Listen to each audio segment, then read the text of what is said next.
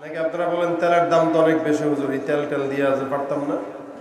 আপনার তেল আপনিই নেন, আপনার তেল আপনিই দেন না?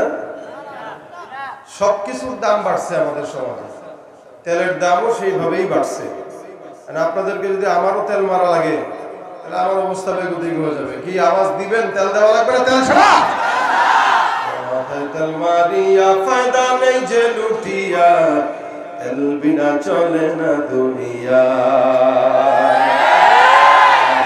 সরিষা তিসি বাদাম সয়াবিন আর সূর্যমুখী তিলের তেল আর ডিজেল কেরোসিন, খানা কবিরাজি হোমিওপ্যাথি তেল, মাথায় দিলে গরম মাথা হইয়া যায় হিমেল।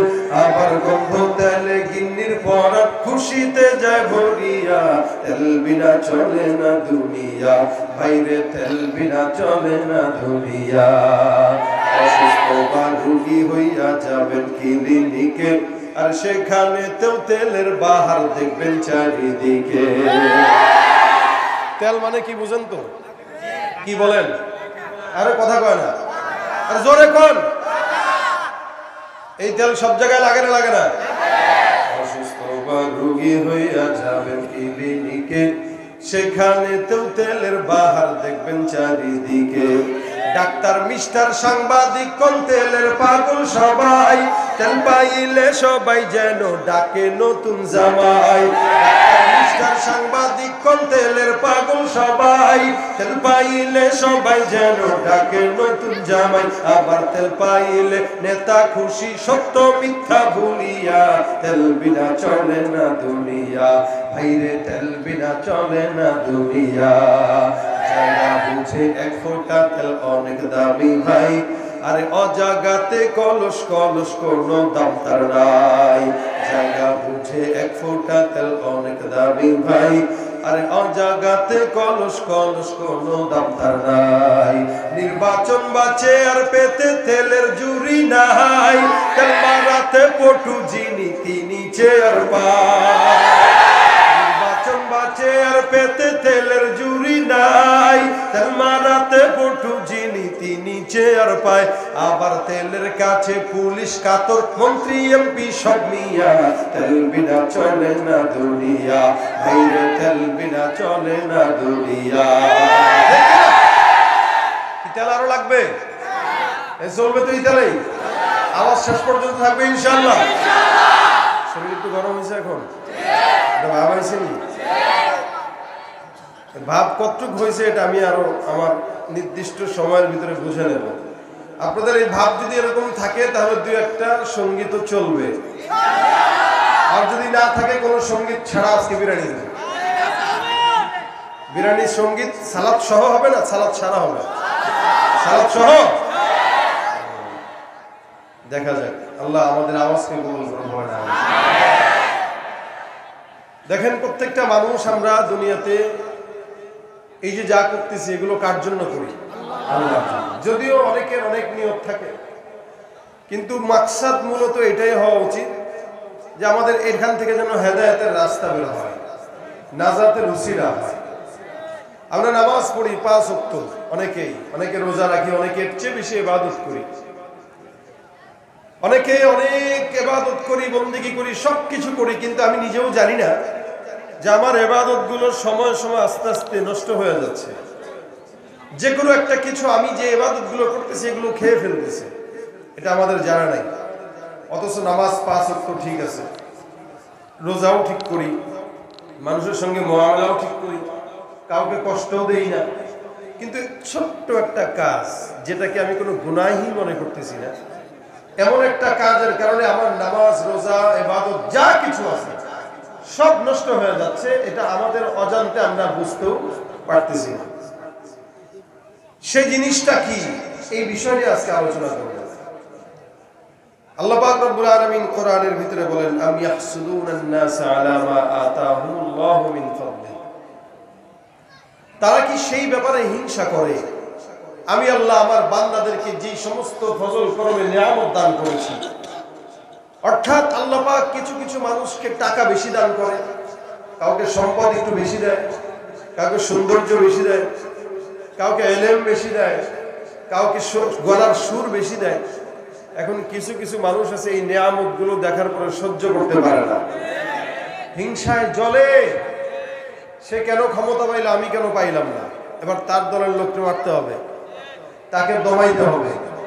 অথবা সে কেন বড় লোক হলো, আমি কেন পারলাম না, তার ব্যবসায় কেন এত উন্নতি, আমার কেন হয় না।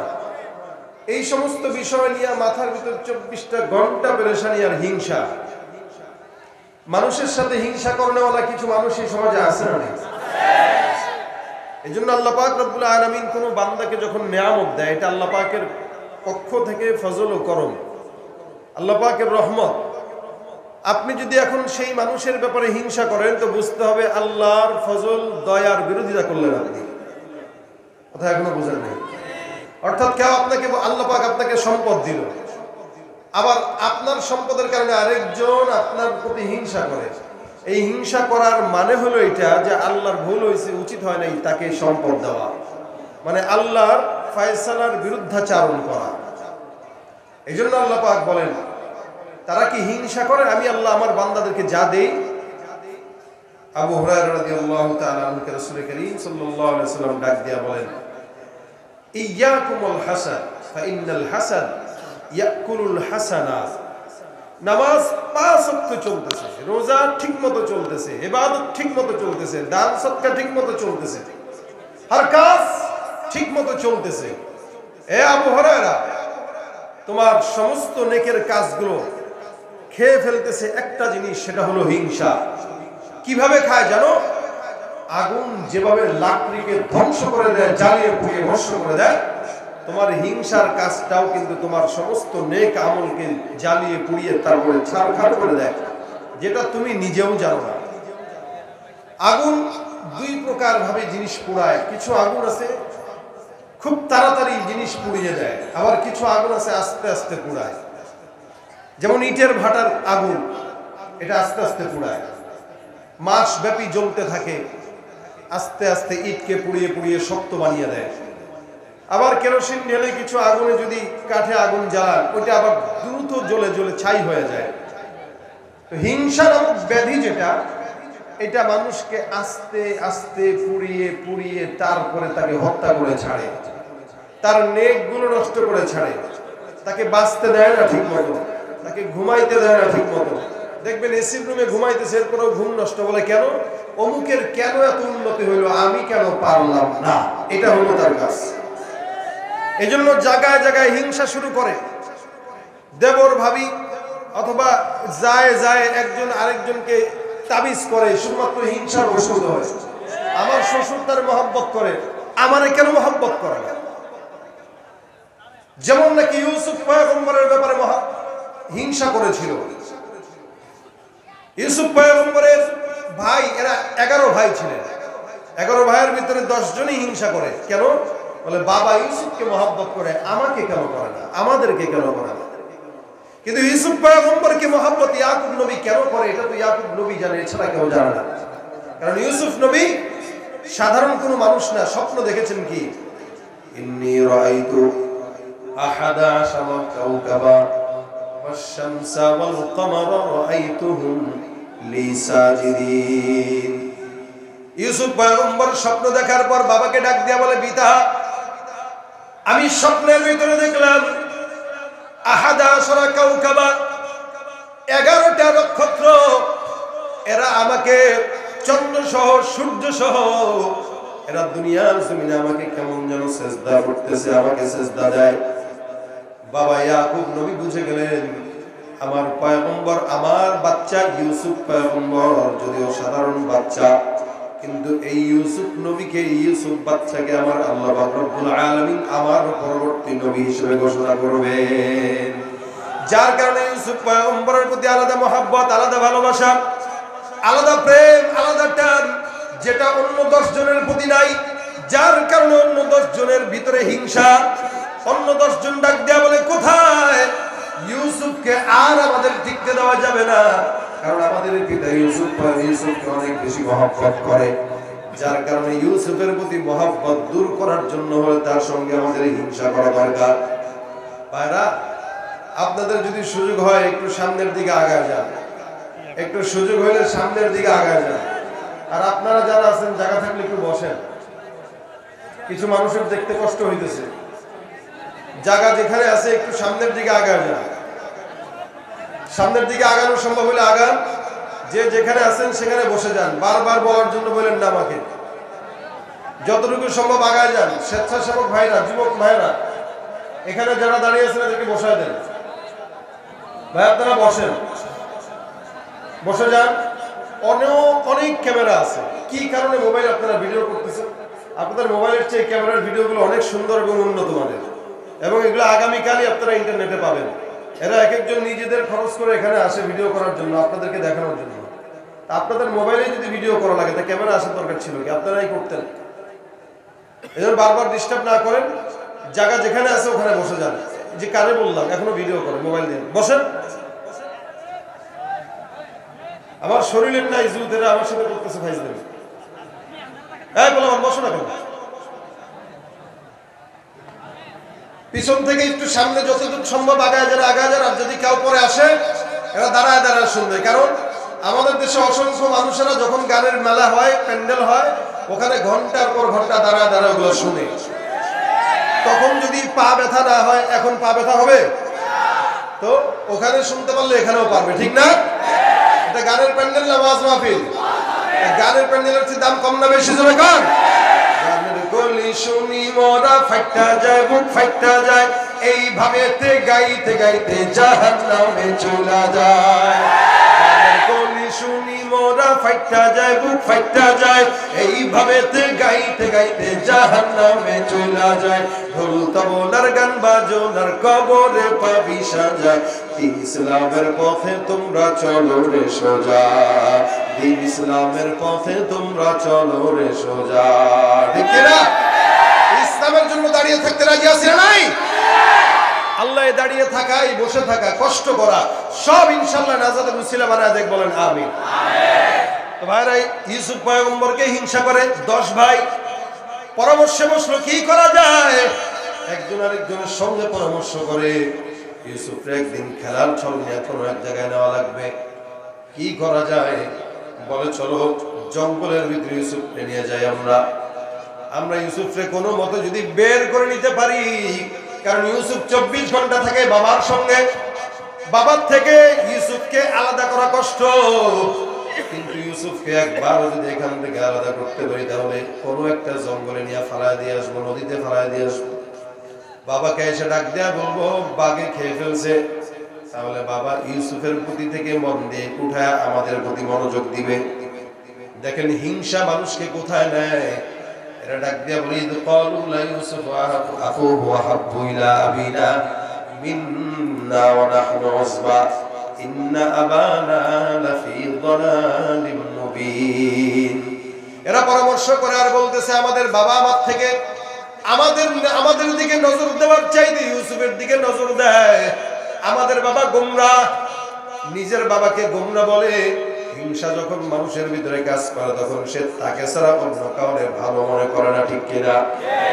তার চোখে যখন সবাই খারাপ, একমাত্র সেই ভালো, কারণ সে হিংসা ছাড়া অন্য কোনো কিছু জানে না। 10 ভাই যখন ইউসুফ পয়গম্বরকে নিয়ে যায়, বাবাকে ডাক দিয়া বলে আমাদের খুব মনের ইচ্ছা আমরা ইউসুফের সঙ্গে খেলবো, আমরা ছাগল চড়াইতে যাই। ওখানে যাওয়ার পর ইউসুফের সঙ্গে খেলাধুলা করে আবার তার বাসায় আপনার সামনে নিয়ে আসবো। বাবা 1-2 বার নিষেধ করে, কিন্তু না, সন্তানদের সঙ্গে পারে নাই। 10 জন সন্তান অনুরোধ করার পর যখন নাকি ইউসুফ পয়গম্বরকে নিয়ে গেল জঙ্গলের ভিতরে, ইউসুফ আলাইহিস সালামকে নিয়ে যাওয়ার পর বিশাল একটা কূপ মরুভূমির মাঝখানে দেখতে পাইল। 10 জন পরামর্শ ক্রমে ডাক দিয়া বলে ইউসুফকে এই কূপের ভিতরে ছেড়ে দাও, কারণ ইউসুফ যদি কূপের ভিতরে ফেলে দাও তাহলে ইউসুফ মারা যাবে। এ মুসলমান 10 ভাই মিলে ইউসুফ পয়গম্বরকে একটা বালতির ভিতরে ঢুকায় তারপরে কূপের ভিতরে নিক্ষেপ করে দিল।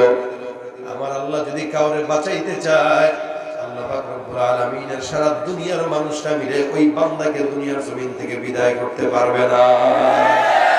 আল্লাহ যদি বাঁচাইতে চায় কেউ মারতে পারবে না, আল্লাহ যদি মারতে চায় কেউ বাঁচানো সম্ভব না, ঠিক কিনা? ইউসুফকে কুয়ার ভিতরে নিক্ষেপ করে, কুয়ার ভিতর থেকে পড়ে কিছুক্ষণ পর ভাই বলে ডাক দেয়া বলে শামুন, ইয়াহুদা কোথায়? এরা চিন্তা করে কি ব্যাপার, ইউসুফকে কুয়ার ভিতরে ফেলায় নেবে না তো মরার কথা, এরা কি মরে নাই? ইউসুফ পয়গম্বর বলল, ও ভাই আমার, আমি কুয়ার ভিতরে এখনো অক্ষত অবস্থায় আছে, আমার ভয় লাগে, আমাকে উঠায় নাও। আল্লাহ পাক রব্বুল আলামিন ওই ভাইদের হিংসার জবাব দিয়া বলেন, ইউসুফ তোমার পেরেশানির কারণ নাই, আমি আসমান থেকে জিবরিল ফেরেশতাকে তোমার খেলার সঙ্গী হিসেবে পাঠায় দিলাম। কুয়ার ভিতরে ইউসুফ পয়গম্বরের সঙ্গে খেলার জন্য জিবরিল আমিনকে পাঠায় দেন। জিবরিল ফেরেশতা যায় বলে, ইউসুফ ভয় নাই, সবর, তোমার যা যা প্রয়োজন সবকিছু আল্লাহর তরফ থেকে এখানেই ব্যবস্থা হবে। 10 জন ভাই এবার কান্নাকাটি শুরু করে দিল। কান্নাকাটি কিসের? বলে দিল ভং ধরছে। কি ধরছে? ভং ধরছে। ইউসুফের জামাটা ছিঁড়লো, ছিঁড়ে রক্ত লাগাইলো, লাগায়া বাড়ির দিকে রওনা হয় আর কান্দে চাপড়ায়। বাবা ডাক দিয়ে বলে, কি ব্যাপার?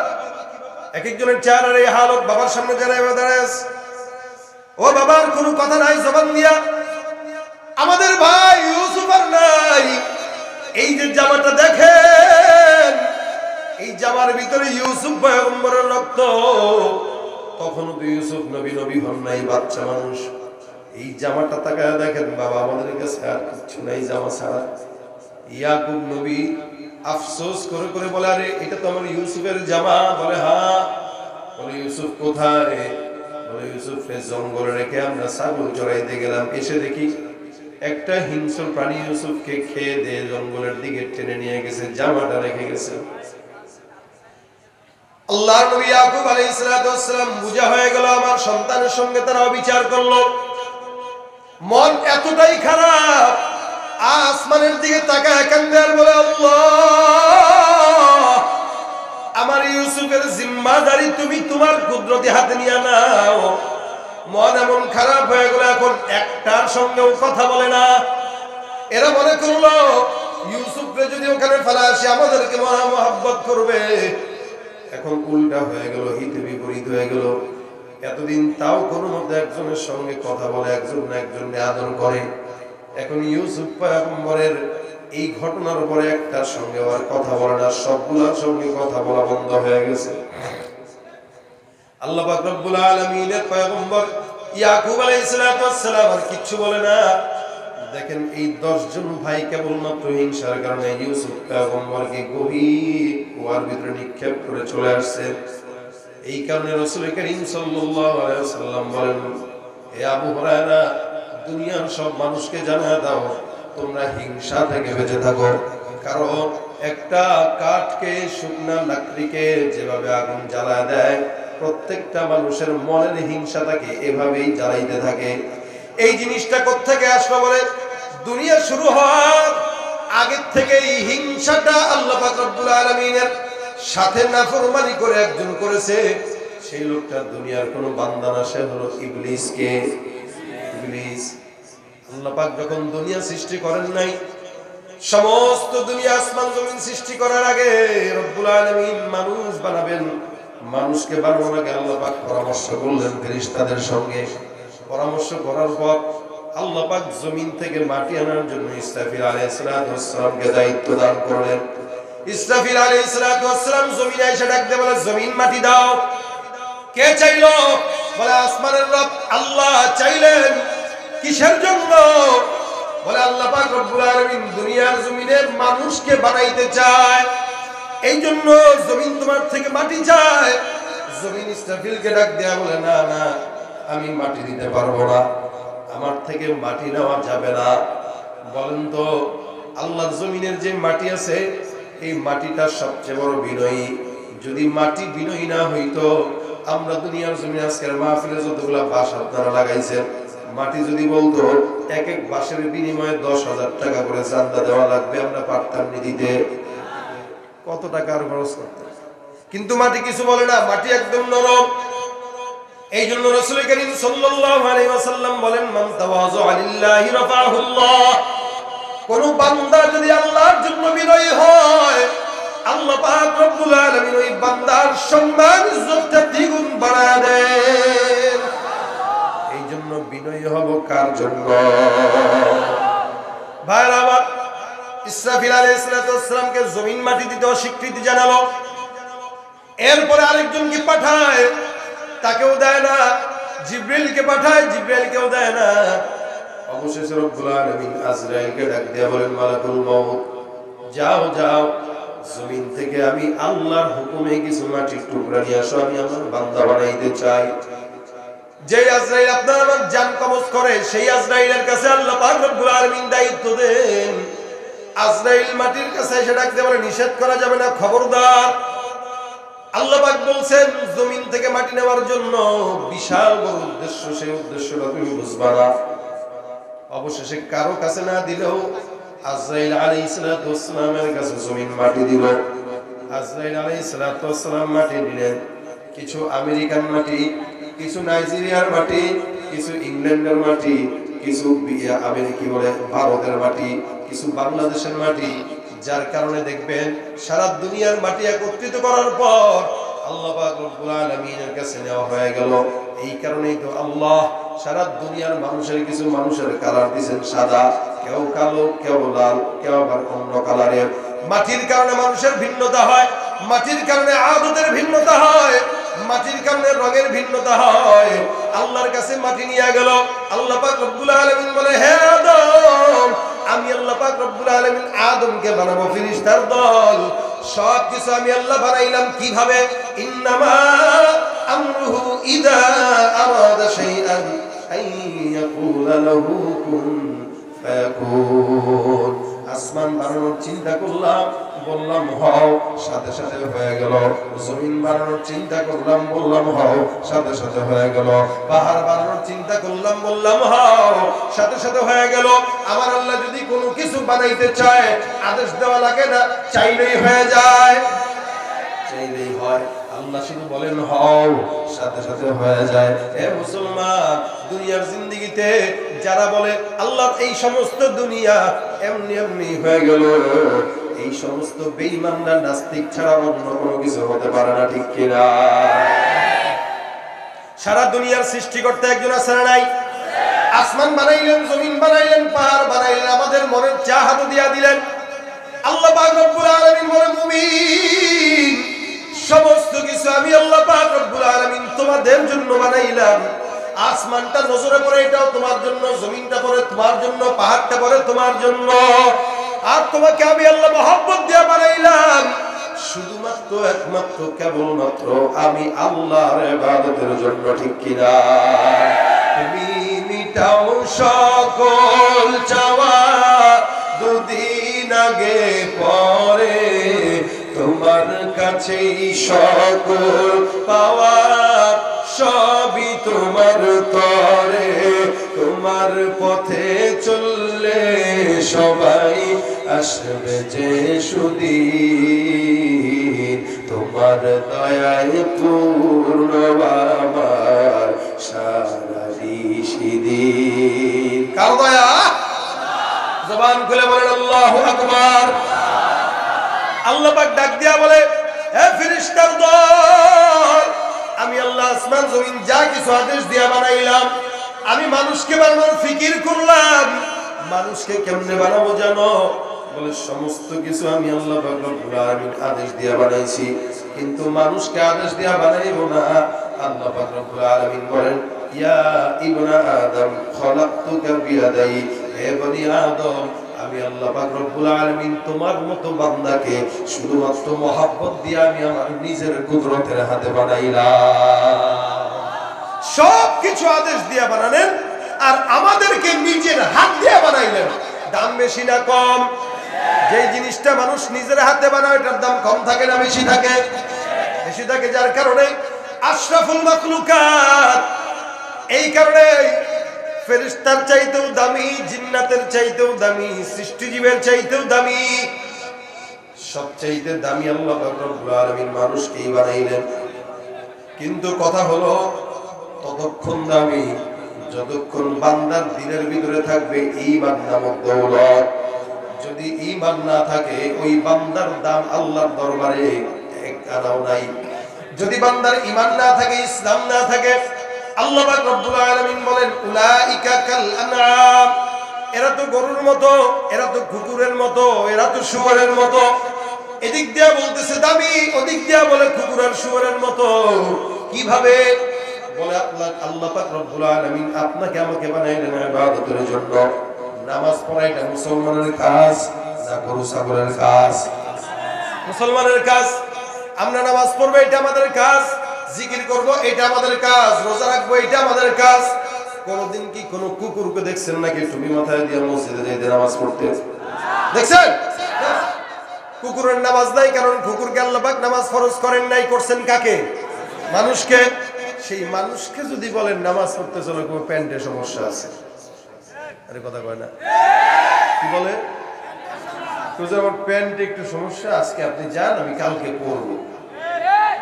ছোটবেলাও প্যান্টে শিশু করছে, এখন বড় হয়েছে, এখনো প্যান্টে শিশু করে।